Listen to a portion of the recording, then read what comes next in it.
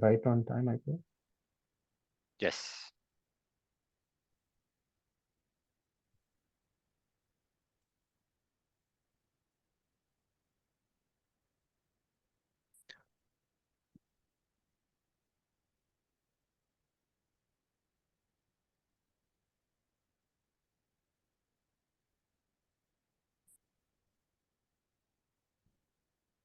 All right. Hello, everyone. Thank you for joining us. People are zooming in to this webinar, so I still see people joining. So we're just going to give it a minute or two to let people join before we kickstart. So hope just have a bit of patience. Thank you very much for being here with us.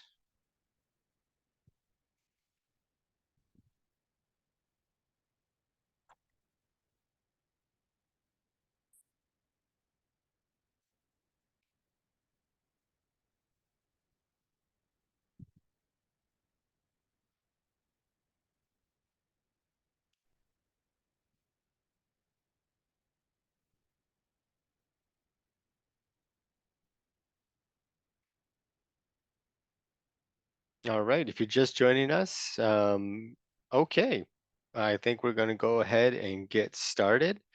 So, hello and welcome, everyone. Thank you all for being with us today. We are honored that you took the time from your schedules to join us and learn more about the recently released white paper From Catwalk to Carbon Neutral, Mobilizing Funding for a Net Zero Fashion Industry. I'm Matthew Gunther, Environmental Sustainability Director for Tall Apparel, a garment manufacturer, and this webinar's MC.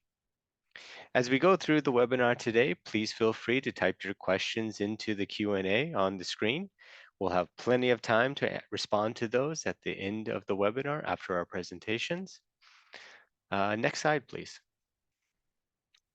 So, welcome, and yes, let's do a bit of introduction. So before we get into the paper, for some introductions and recognition, this paper was commissioned by 7 manufacturers whose names you see on the screen.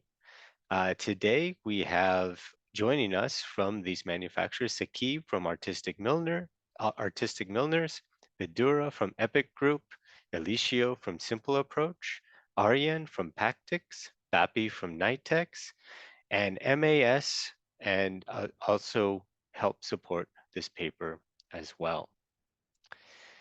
Tall Apparel, and obviously I'm from Tall Apparel, so our names on there too. Um, this paper would have not happened without the generous support from GIZ, Fabric Asia, and the Transformers Foundation. So thank you very much for your generous support. And we're also very grateful to the report's author Rayvon, for lending his expertise to this paper. Revon's core competency lies in the intricate realm of risk management within financial markets, excelling in comprehending and crafting innovative solutions for handling a wide array of risk, particularly those associated with foreign exchange fluctuations, interest rates, commodity prices, and credit risk. His professional journey has taken him through South Asia, Middle East, Africa, and Australia, collaborating on bespoke financing and risk management solutions for SMEs, multinationals, and on across different industries and financial institutions. He's also worked closely with national and international institutions such as central banks and multilateral development financial institutions. And you'll get to hear more from him when we discuss the potential funding solutions outlined in the paper. Next slide, please. In addition, we are proud that this paper has been endorsed by the Fashion Producer Collective, the International Apparel Federation, the Star Network, Crestex, Compreli, The Good Factory, and PDS. Thank you for your support. Next slide, please. So before we get into the paper, perhaps a bit of context on its origins and background. So the paper sprung from private conversations hosted by the Asia Garment Hub, which is an initiative sponsored by GIZ. And this was private conversations for manufacturers, and the idea of which to host these conversations was to offer a space for manufacturers to communicate about their sustainability challenges, offer advice, and generally provide support to one another. Decarbonization, especially financing decarbonization, was one persistent and intractable challenge which continued to be discussed. So we decided to do something about it. And we wanted to ensure that the manufacturer perspective was heard, understood, and to demonstrate that we also have ideas and solutions on how to create meaningful impact and transformational change. Finally, this group who commissioned the paper shares a conviction that if we don't find more creative, expansive, and inclusive ways to fund decarbonization, then we will collectively fail to achieve our shared climate goals in the industry. So our hope is this paper inspires more collective and imaginative thinking about funding decarbonization. Next slide, please. So one more context setting slide. Decarbonization is one issue among many other sustainability priorities, which require a broader discussion about shared risk and responsibility among value chain partners. While this paper focused on decarbonization and especially on the mitigation aspect under the climate action umbrella, there are also funding needs for adaptation and resilience. And a just transition demands a collective approach to all three. As mentioned, decarbonization is one topic out of many other competing sustainability priorities, which must be addressed as well. This could include water stress, circular economy, worker well-being, and improved living standards. So perhaps investigating how we can reimagine funding decarbonization can also help us think differently about funding other sustainability challenges as well. Next slide, please. So now let's get into the paper a bit. First, just a quick note on the methodology. So the methodology for the paper was conducted through one-on-one interviews and desktop studies. Interviewees were from manufacturers, industry stakeholders, and financial institutions. And this paper is organized into 4 sections that lay out the decarbonization challenge, contextual challenges impacting funding, and offer some proposed funding solutions. So now we will jump into summarizing each section of the paper. And obviously you can find more details by reading the paper as well. So next slide, please. So I will also kick things off with doing a bit of a summary on the part 1, the value chain structure and funding inequity. So the first section of the paper helps set the scene on the funding on the funding decarbonization challenge, and why manufacturers are concerned about how current funding models are inadequate to address the challenge. So it is well documented that the majority of the fashion industry's greenhouse gas emissions occur in manufacturing and raw material stages of the fashion supply chain.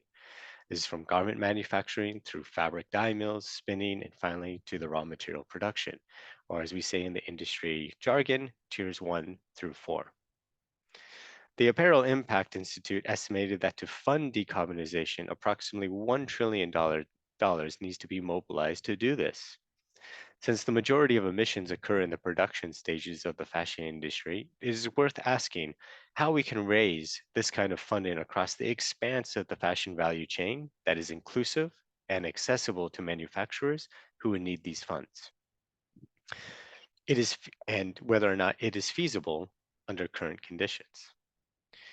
Since current funding models are geared towards debt, then the question also becomes, can the fashion supply chain hold this kind of debt? And this requires a nuanced look at how the debt to revenue ratios measure up in the fashion value chain. We see there is misalignment of accessibility, availability, and affordability of funding solutions compared to where the concentration of emissions are, which poses a real challenge to how the industry will meet its decarbonization challenge. So with that, I'm going to pass it over to my esteemed colleague, Mr. Saqib, to take us through part 2. Thank you. Thank you, Matthew. And I think it's a nice segue from where you're talking about the need of funding and how much funding is needed to decarbonize. And I think we all agree on that there is not a lack of funding availability right now. but the direction of the funding that needs to be taken care of.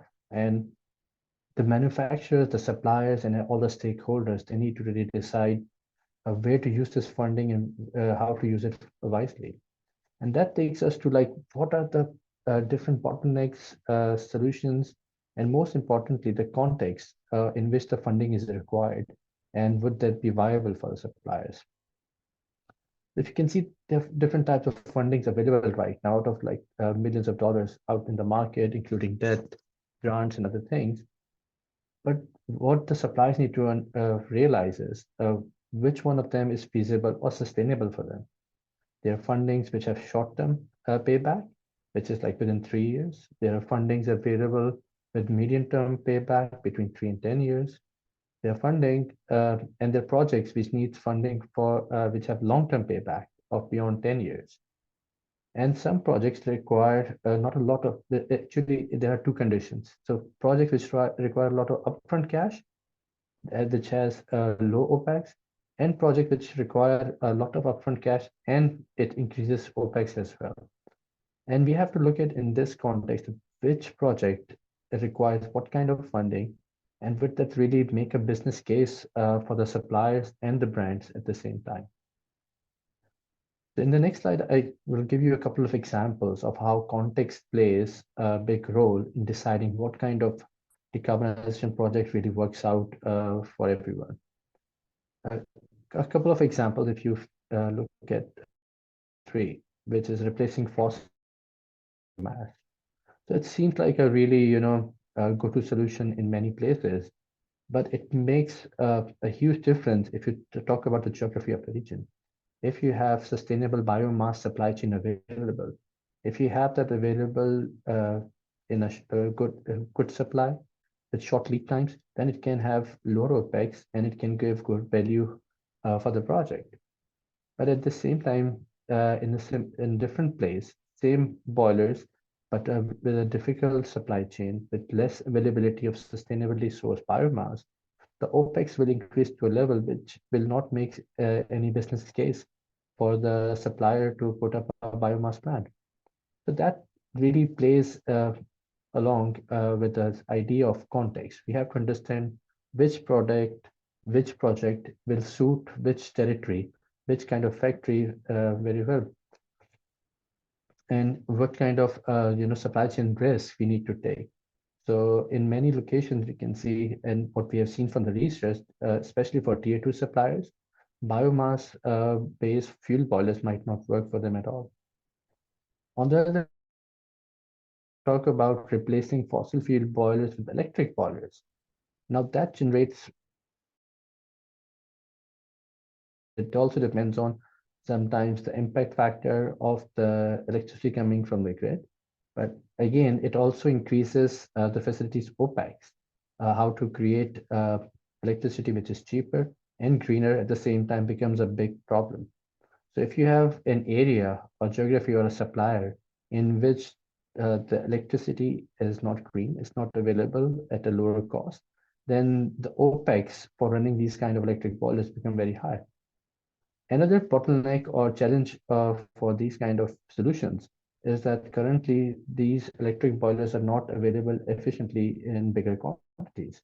So small capacities are available, which is good for tier 1 suppliers like small garment manufacturing. But when it comes to tier 2 suppliers, where the biggest use of water and heat is to run big systems of dyeing and finishing. So we really need better solutions for that. So with these 2 examples, you can easily see that, such a simple solution, but different geographies, different type of supply base, different types of context of the region can make one solution viable and the other unviable for the supplier to work with. And let's move forward, and my friend Vidura will explain further on what kind of business and financing bottlenecks are there, which really hinder the taking up of these projects and scaling it. So over to you, Vidura. Thank you, Saqib. So we've identified through the research 7 business and financing bottlenecks. The first one is capital expenditure risk is not shared. So Earlier, Matthew mentioned the $1 trillion price tag, and bulk of that is required in a capital in the supply chain. And in the current models envisage suppliers taking all of that risk themselves, and which is not shared, and that makes moving forward with projects difficult. A lot of the solutions that are currently in the market almost always is that there's very few grant or other mechanisms available. But a lot of the factories, especially small and medium sector, actually have high gearing, or they may be in countries where accessibility to credit might be difficult. So when all the solutions are specifically debt-based, the ability for a lot of companies to borrow more within their current balance sheets is constrained, and that stops activities from moving forward. Third one, Saqib mentioned that some of the projects actually, in addition to requiring capital expenditure, also requires increased operational expenses. And a lot of the time, current business models doesn't allow this additional operating expenditures to move towards a brand or retailer or even the consumer. Thus, the manufacturer has to take that, and that doesn't really, there's not much space in the current business context for that to happen. The next one we've identified is business cycle risk. So if you look at the first 4 years of this year, sorry, can you move forward? Sorry. If you look at the first 4 years of this decade, we've had quite a lot of business downturns, first with COVID and then the current business downturn. And what we found out was that a lot of manufacturers don't want to start any projects and take new debt during a business downturn. Now, if you imagine between now and 2030, where a lot of our targets are, it's probably maybe one more business downturn may occur. So that will leave us very, very few number of years to actually make the investment to decarbonize. And unless we decouple the business cycle risk with our investment cycles, we will not hit any of our targets. Even in instances where debt is available, it may not be affordable. Quite a lot of the countries where the supply chains are based have high interest rates normally. And with the higher index prices like SOFR, the debt is becoming very expensive, and that makes doing projects based on debt all that more difficult.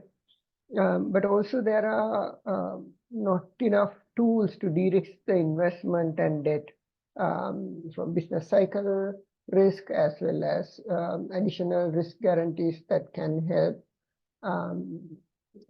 not just the borrowers, but also lenders a comfort.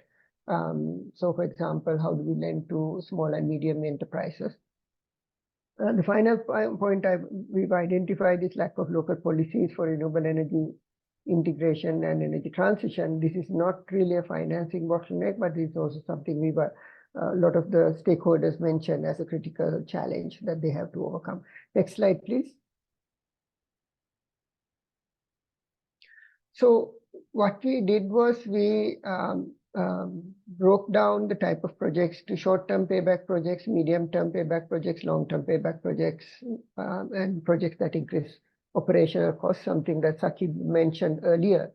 And what we found out was that short-term payback projects funding is available, but these are also quite a lot of the time focused on large, well-established groups and some medium-scale groups.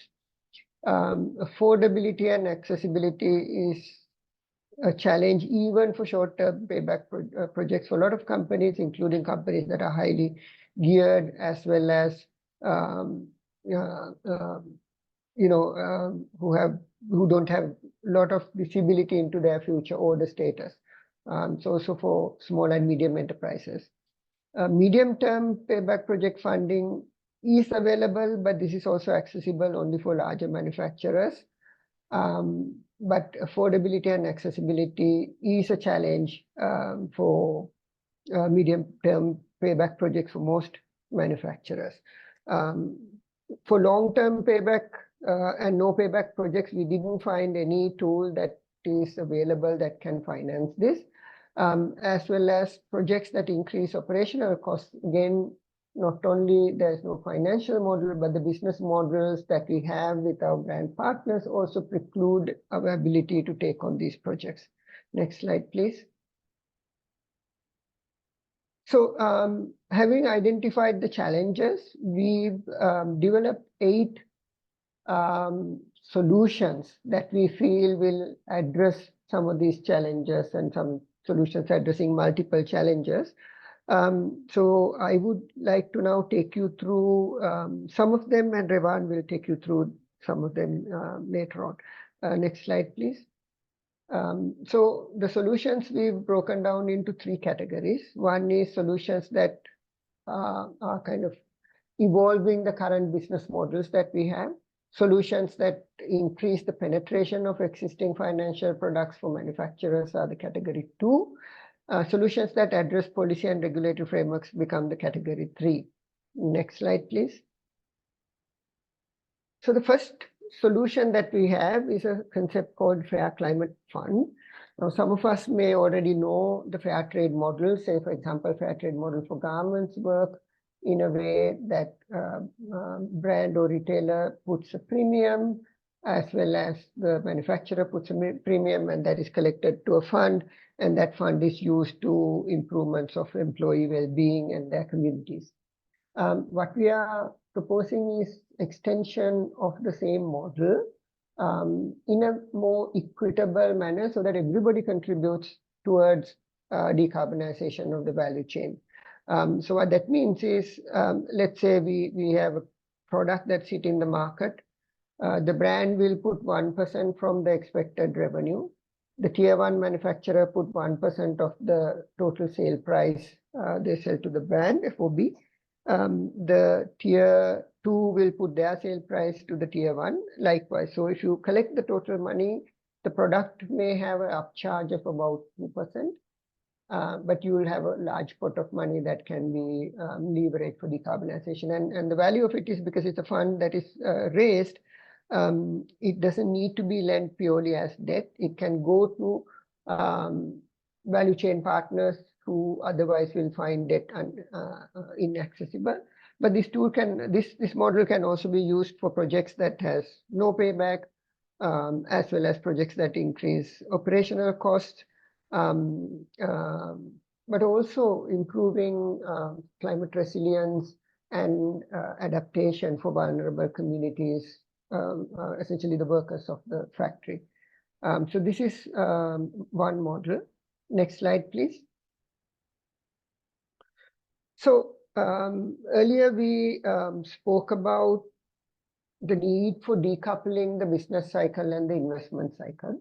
So we've created this model where a brand would lend funding to a manufacturer for a product, for a project.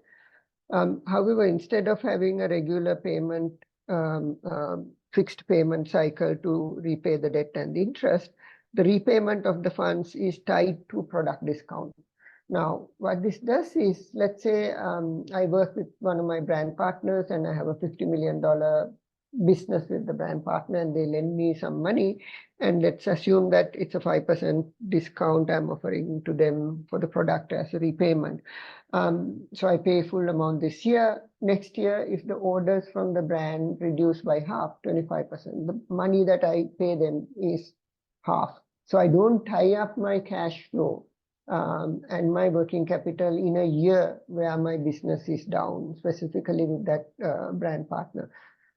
So this way we can, this is one solution that we can decouple the investment from the business cycle. Next slide, please. This is a cost sharing model with consumers. And here what we are proposing is a product that has a specific tag where consumers become party by paying a premium into a fund that can lead to supply chain decarbonization. And again, since it's a fund that is consumer funded, not all of the fund needs to be deployed as debt. Some of it can be deployed as grants to where the accessibility is low so that the decarbonization will happen. Next slide, please. So these are the next category solutions that increase penetration of existing financial products for manufacturers. And I invite Revan to go through this set of solutions. Good afternoon, everybody, and thank you, Vidura, for going through the first part or the first category of financing solutions. The second two categories of financing solutions speaks to five solutions, and I will start with the first one is green bonds and green equity. So in the current environment of where the world is moving, they talk about sustainability, social investing, ESG, or investing along ESG factors is becoming larger and larger. There are significant pools of funds out there that are looking for ESG investment opportunities. What we see is the apparel sector or manufacturers in the apparel sector needs to actually start tapping into these pools of funds, and that those monies can come via equity or debt. So there again, if it comes via equity, you could see it providing for solutions for long-term payback projects as well.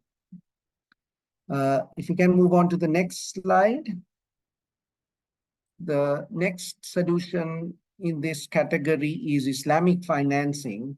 Again, might sound new to certain manufacturers, certain companies, but again, a huge pool of money we see going into this space.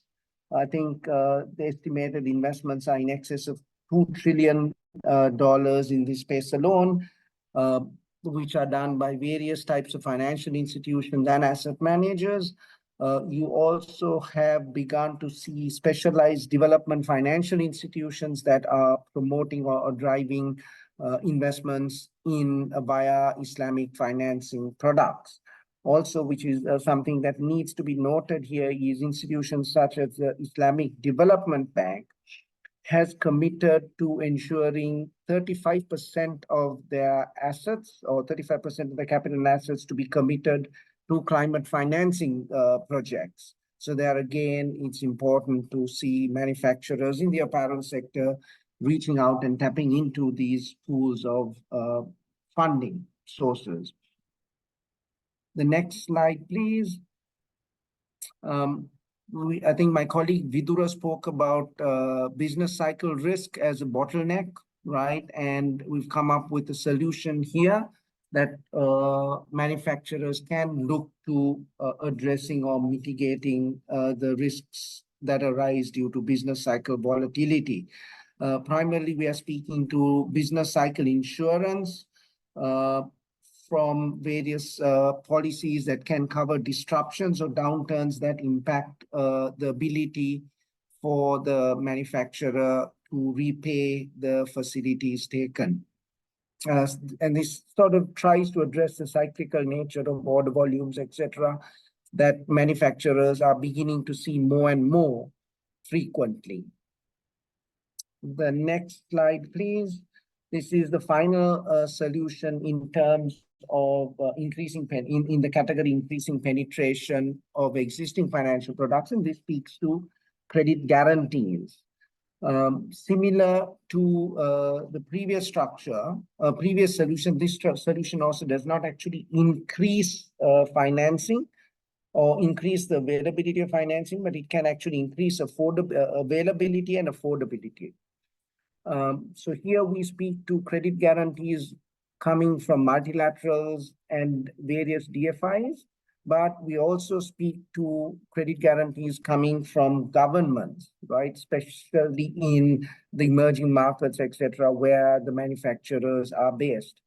You have another option is the credit guarantees via the export credit agencies that are located in the developed world or the jurisdictions where the brands and the retailers are based out of. The next slide, please. This is the final solution, and this speaks to the category where we identified as policy and regulatory frameworks, right? The changes that we need to see from a regulatory perspective. And I think earlier on we spoke about two types of funds, the Fair Climate Fund and a green tag or a fund set up to share costs with the consumers. This is a fund we're speaking to that is to be set up on the back of a regulatory policies or regulatory changes and a termed just transition fund. It would be primarily established primarily by levies that would be applied to the brands and the finished product and coming all the way to the manufacturer. Again, this type of fund, we believe, would contribute significantly to addressing the funding gaps and the challenges faced by projects that have long-term paybacks or high operating costs or high OPEX projects, which generally do not have access to any form of funding at all. So with that, we complete the 8 solutions that we speak of on this report, and I would hand over to Vidura to go through the conclusions and the calls to action. Thank you, Ravan. So what we've tried to do here is to create 8 models that we felt would address some of the shortcomings that we saw and some of the limitations that we saw in the current funding landscape for achieving the aggressive climate targets of the fashion industry. What we are how we close this report is having a call to action, which has several different elements. First is policy advocacy that supports financing for decarbonization. So we believe that there is more policy level changes that has to happen, both in the locations where the brands and retailers are based, as well as in the locations where manufacturers are based, to enable or make it easier for the financing to happen and again, happen across the value chain. And we would want both brands, manufacturers, and other stakeholders to be actively engaged in the policy advocacy to ensure that this works. We also ask for increased transparency and reporting standards. And what we mean by that is, as we discussed, some of these funds that are coming from consumers, some of the funds are coming from regulatory levies. So, for example, you can have a luxury product levy that can channel funds into just transition fund. But what is important is when these type of funds are created, there has to be integrity in the overall way the fund is managed and transparency. So otherwise people lose faith in this type of thing. But also there are other changes in the reporting standards that can really change the landscape. For example, how organizations report Scope 3 reduction targets in terms of breaking it down into Scope 3 reduction targets that they themselves are supported financially in the value chain. If that can be reported separately, that will also change the landscape. We believe the Fair Climate Fund is perhaps the most interesting and easier to establish it because it's borrowing from an existing model, say, for example, from the fair trade model. So extending that to create this type of fund should not require a significant difference, a significant additional effort. And we call upon brands and manufacturers to get together and set it up. We really need to increase the availability, accessibility, and affordability of financing for manufacturers. We believe the availability is also quite limited compared to the investments that's needed, but accessibility and affordability, as we mentioned, are the real bottlenecks, and that has to be really something that we have to collectively start working towards. So we also feel that for commercial banks and other private sector lending institutions, there is a space to work on. Because one of the things we've noticed is quite a lot of the funding that is available is targeting maybe 5% of the top supply chain partners globally in the fashion industry. Of course, there are maybe reasons for it because they have high credit ratings, better stability, but we cannot solve a industry-wide sustainability challenge purely focusing on the top end of the equation. So there is opportunity for commercial banks and lenders to create new instruments that can address the gaps of other value chain partners in the sector. We also need to change the narrative because the current narrative, and I think Matthew spoke about this earlier, places the whole burden of value chain decarbonization of the fashion industry at the hands of the manufacturer, because most of the emissions are at the hands of the manufacturer. But we are working in a system that we have co-created, and manufacturers alone cannot change that structure. What we are asking is to shift the way we talk about supply chain decarbonization or value chain decarbonization as a value chain responsibility rather than a manufacturer responsibility, where the burden, risk, and responsibility of decarbonization lies across all value chain partners and not just manufacturers. And changing the narrative will change the way we think and approach the funding equation. And the final part is to create an environment that facilitates value chain decarbonization. What do I mean by that? What we mean by that is we have a dominant business model along which this industry is organized. And that business model, including the purchasing practices, is one of the reasons that we cannot decarbonize faster. There's no flexibility in pricing, order visibility. Quite a lot of the things are set up in a particular way that doesn't give the long-term visibility, the pricing strength for manufacturers to take additional burden and debt to decarbonize. So if we are holding a belief that we can keep business as usual, including the current business model, and decarbonize the apparel value chain at the same time, I don't think that this is going to happen.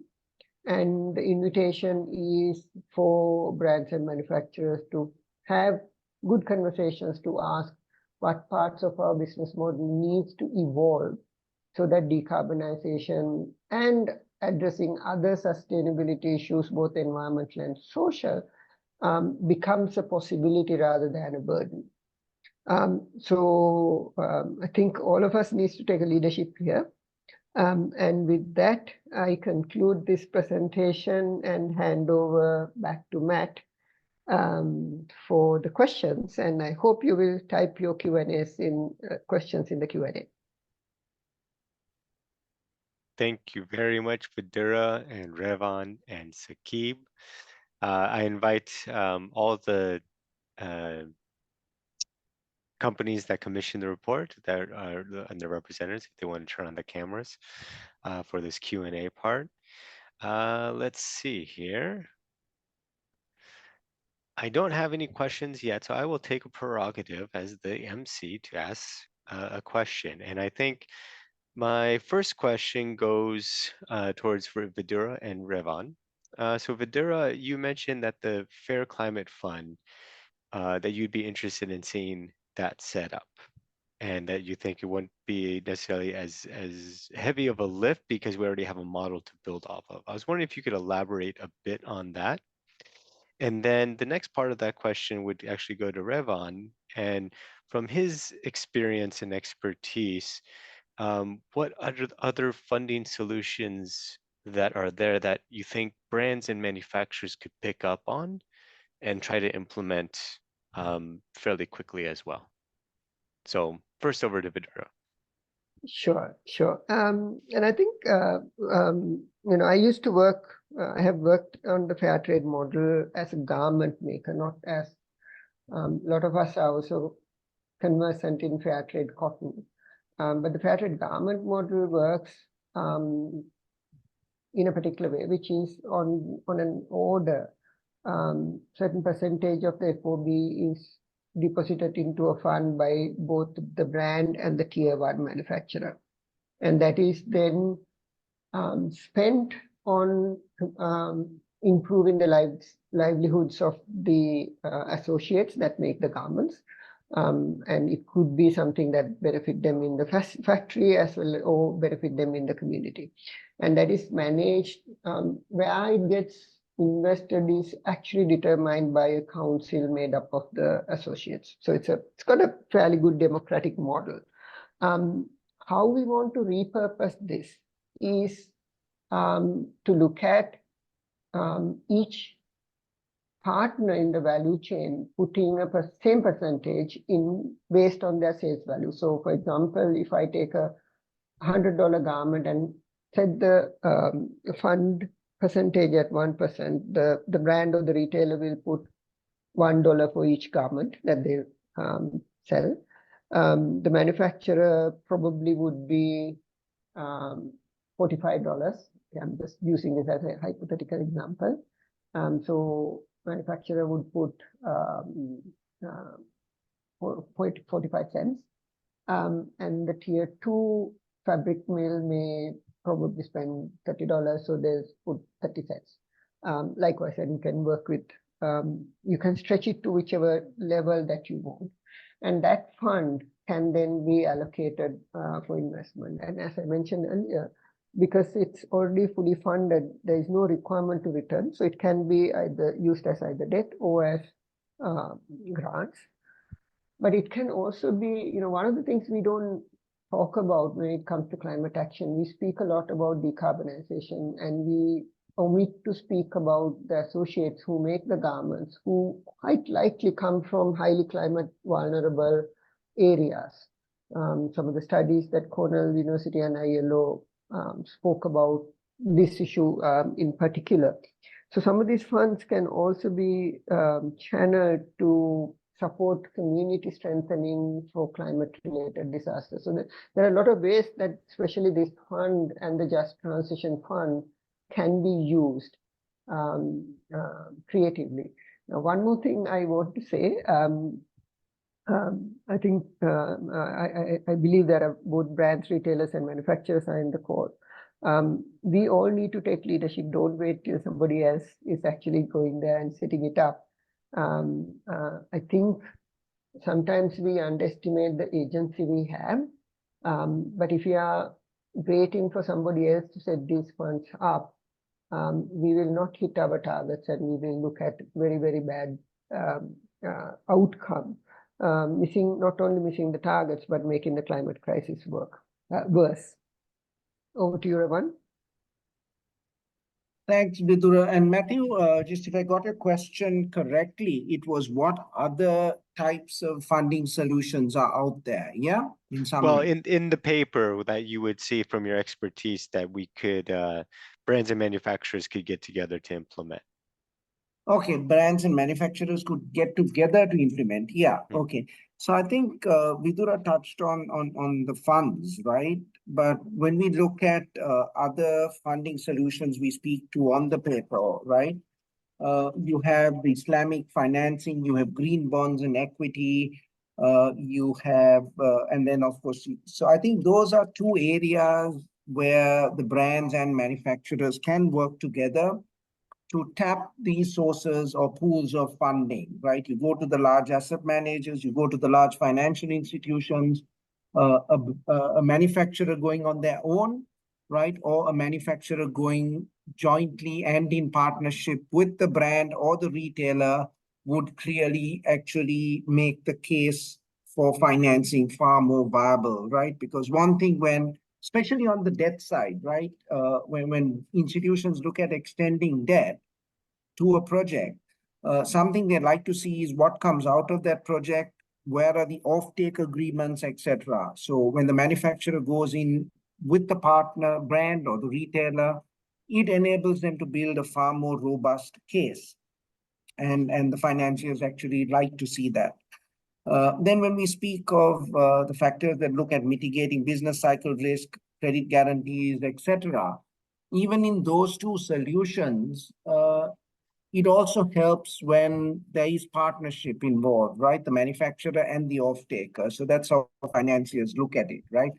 Where are you funding it? Who's the off-taker? Is that sustainable? Is the off-take agreement a long-term agreement, etc.? So again, it's absolutely critical if we are going to make, or if the apparel sector is going to achieve its goals, right? It's absolutely critical that the manufacturers and the brands, i.e., and the retailers actually work together to ensure that there is adequate funding for the decarbonization projects. Excellent. Thank you. All right, I'm going to take some questions now from the Q&A box. From Natalia, there's a question on the just transition. So does the panel have any recommendations on ensuring the just transition throughout the process and throughout perhaps implementing the different funding models? So Matt, not many of the models look at just transition. And actually, if you really look at the core concept of just transition, it really, the Just Transition Fund is the only one that really talks about it.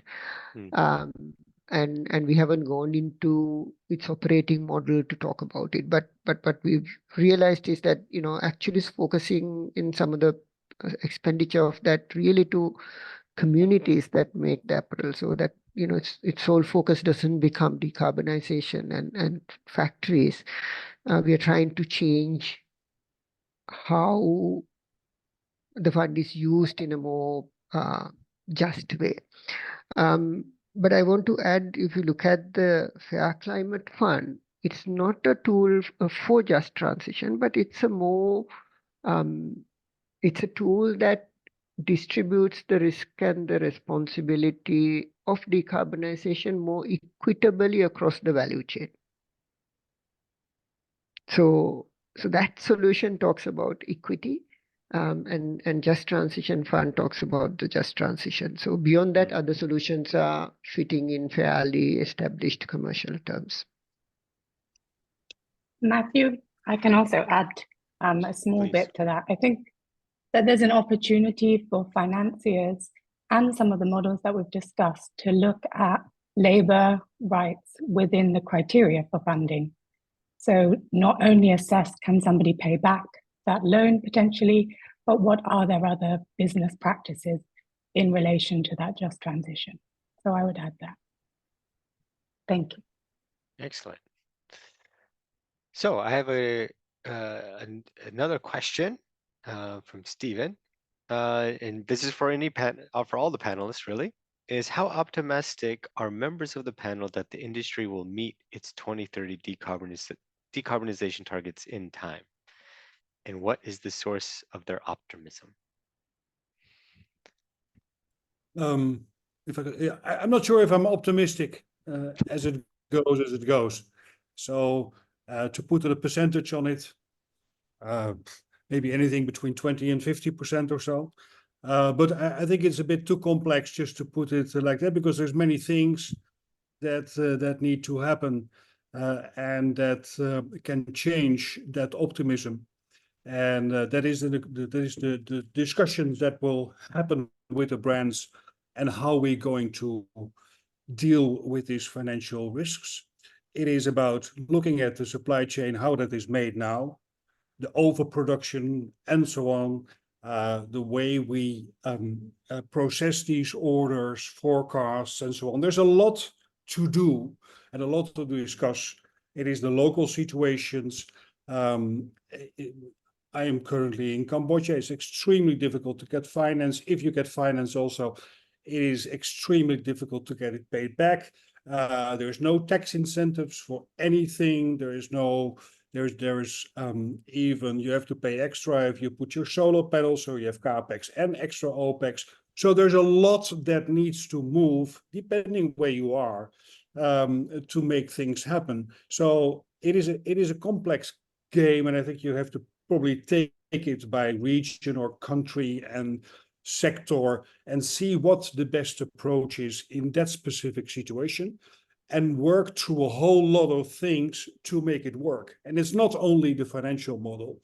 I think there's a whole range of things that need to happen if we really want to make the next step.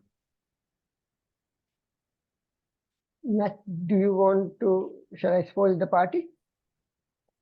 Sorry? Shall I spoil the party? Don't spoil the There's party, Vidura. absolutely no chance that we will meet our 2030 targets. Sorry to say that there's absolutely no chance, because the kind of mobilization that is required for the industry to take that type of shifting is not happening on the ground. We are not even having the conversations that need to happen, because think about it, we just have 5 years of execution time.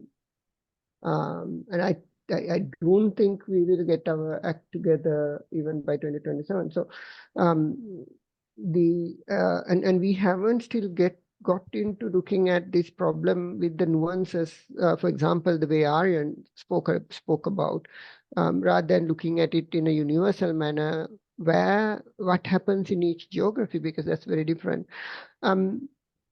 So I'm going to just openly say we'll probably, out of our around 50% reduction, if we are lucky, we'll get to 15.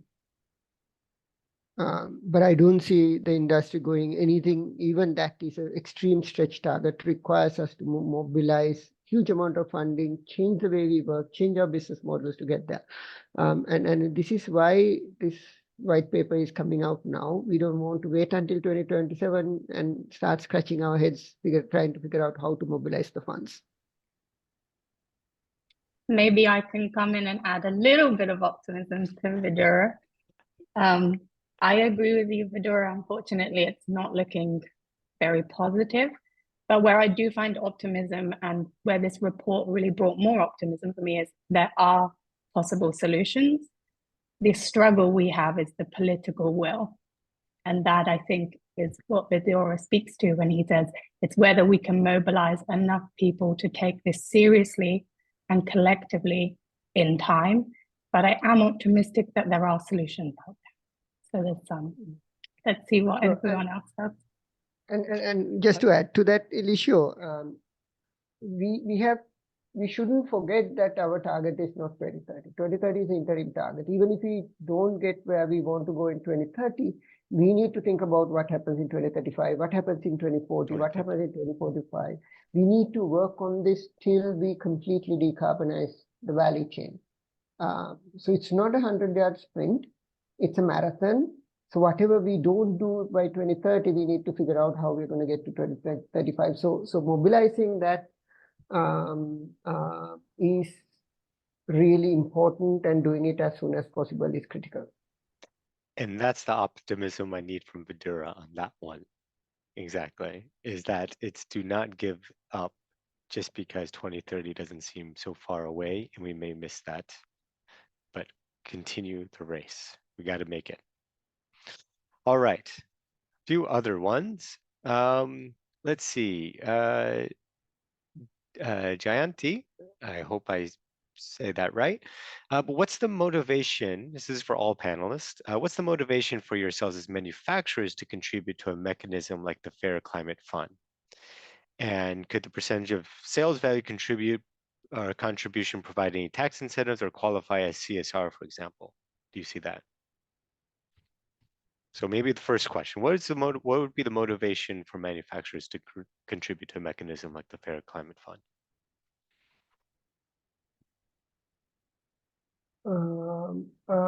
I have two motivations. One is, I think it's a model to get funding to organizations that are struggling to raise the fund. And I think one of the challenges we have when we talk about decarbonization in the industry is we've separated ourselves. Sometimes reporting structures force us to do that. And I'm keen on decarbonizing my operations and less about what happens to other players on the value chain. And where we forget is that this is a collective effort. It doesn't matter even if I decarbonize my complete value chain, if we don't decarbonize the overall industry, if we don't decarbonize the countries that we are in, we will collectively fail. So it's more bringing that that we have a collective challenge that requires a collective solution. So that's number one. Number two is that the funding that we put in, I will get to use it at some point. And you know, to me, these are the two motivations. Really, but coming back to the point and asking, how do we get the money where it's needed? Number one, how do we ensure that we decarbonize in an equitable manner? So those are the two motivations for me to be part of this.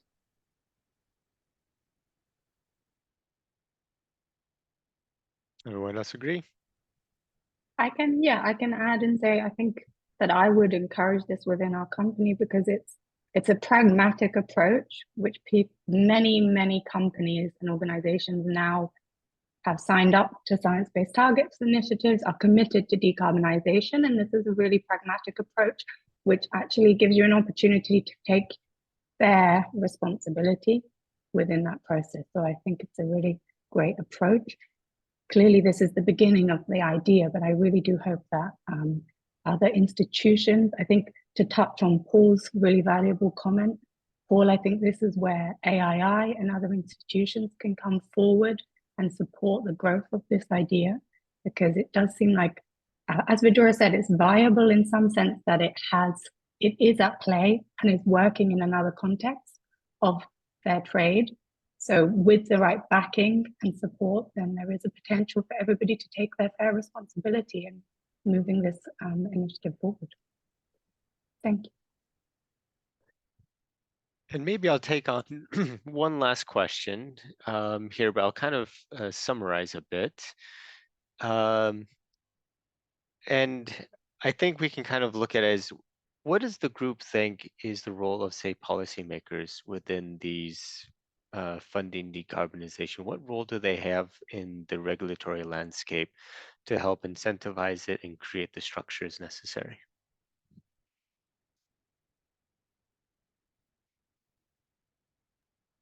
Rayvon or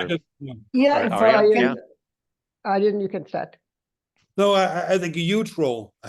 I think it is, I'm not sure, probably more than 50% of the effort, because I think there's so many regulations at the moment that make it difficult to make investments or make it difficult to get money in or out or whatever. So, and I think actually it should be obliged that with any kind of new law that is coming in, there should be also an idea how this should be financed and organized. It's easy to put something on paper in any kind of European or whatever country and say this has to happen, but you also have a responsibility to make that work. So and then you have the, let's say, the policies on let's say on the brand retailer side, and then of course you have it in the east, southeast, whatever the manufacturers are, which is a completely other ballgame. So there's a lot to do there that could facilitate an easier transition. Elisha, you want to add something?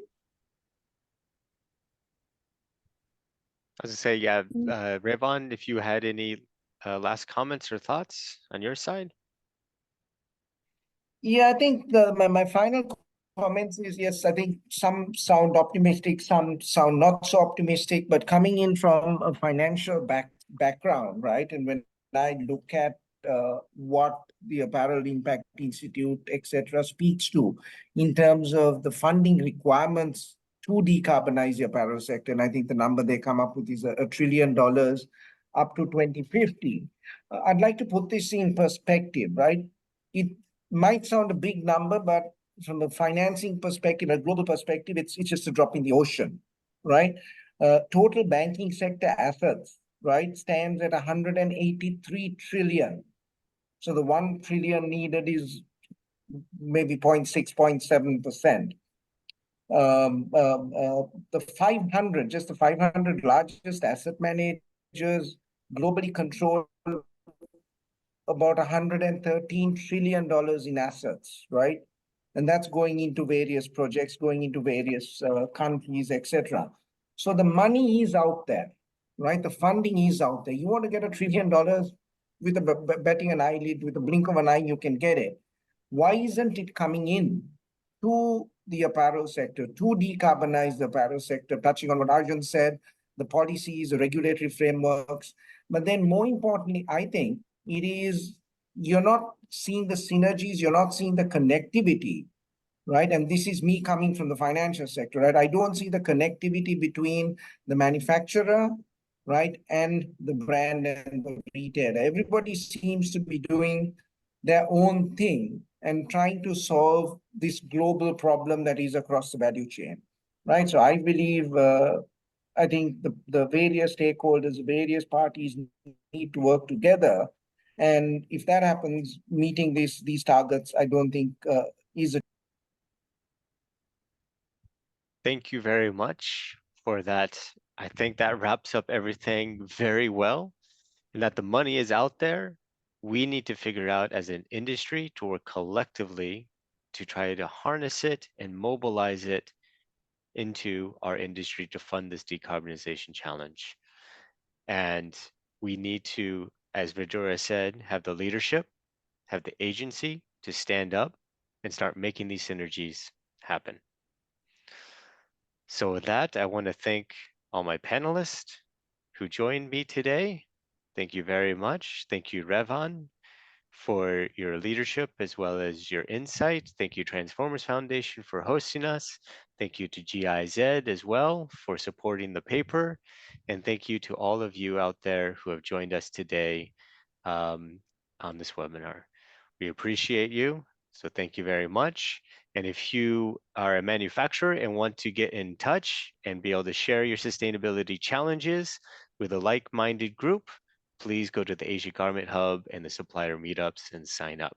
And we hope to see you there. So with that, take care, everyone. Thank you very much. Thank you.